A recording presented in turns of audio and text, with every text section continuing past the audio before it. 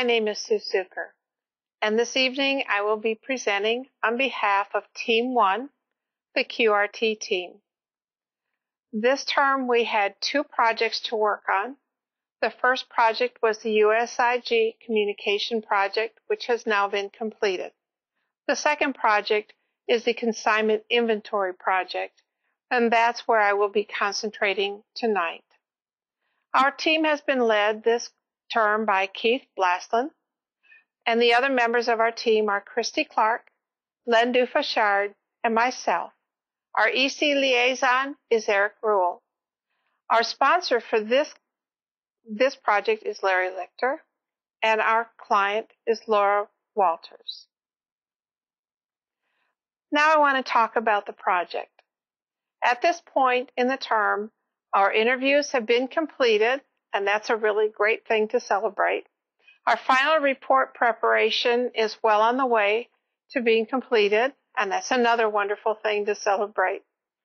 Our recommendations are being finalized, as are our deliverables. And tonight, what I want to talk about in particular is the workbook tool, which is our main deliverable from this project. So with that, let's dig right into it. The first page is a definition page, which is really a definition of how to use the rest of the workbook. So this page is broken down by section, each section indicating a different page in the workbook. And there are specific instructions for the user as to how to use this workbook. Very simple.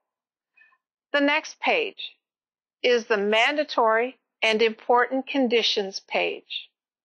Now this spreadsheet has several columns. There is an activity column, which is a list of those things that are considered to be mandatory, must-have elements if we are going to do consignment inventory with a customer that has requested to do consignment inventory with us.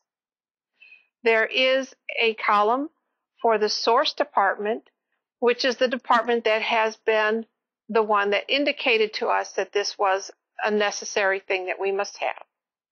There is a column for approvals, and in the case where something on this page is a no answer or something that we don't have in place, it is possible to be overridden by an approval, and this is a place where that approval can be collected.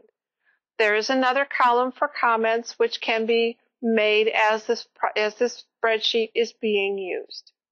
But the column I want to concentrate on is the column where the answers are given. A yes is a Y, an N is a no, and a U is unknown. Now you can see if I type in a Y within the first 4 or 5 elements here, you can see that it turns different colors with a Y. And the reason for that is because of the question that is being asked and the format that it took. So in some cases, a yes is a bad thing, and in other cases, a yes is a good thing. A yellow means it's kind of unknown at this point whether this is going to impact the decision or not. Now with that, I'm going to go back and let's look at the next page in the workbook. This page is the agreement clauses or negotiation points. So this page has been derived, again, from our interviews. And the listing here is different things that have been indicated through the course of the interviews that are important for the different departments to have in a contract agreement. The source department that has requested this information is listed, as well as a column for comments. The important column here is the need-want column.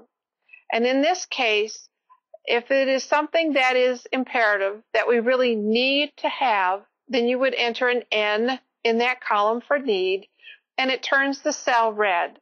This is an indication that this is important, it's hot, it's something to look for. A W says this is something that is wanted, but it's not necessarily a need to have, and so it turns the column green. So now let's go on to the next page. And the next page we're going to look at is the Implementation Activities page. This is a list of activities that need to take place before consignment inventory can start in the startup area. If you page down, you can see that there's an ongoing area, and there are activities listed there, which will be activities that need to be done in an ongoing basis doing consignment inventory with this customer.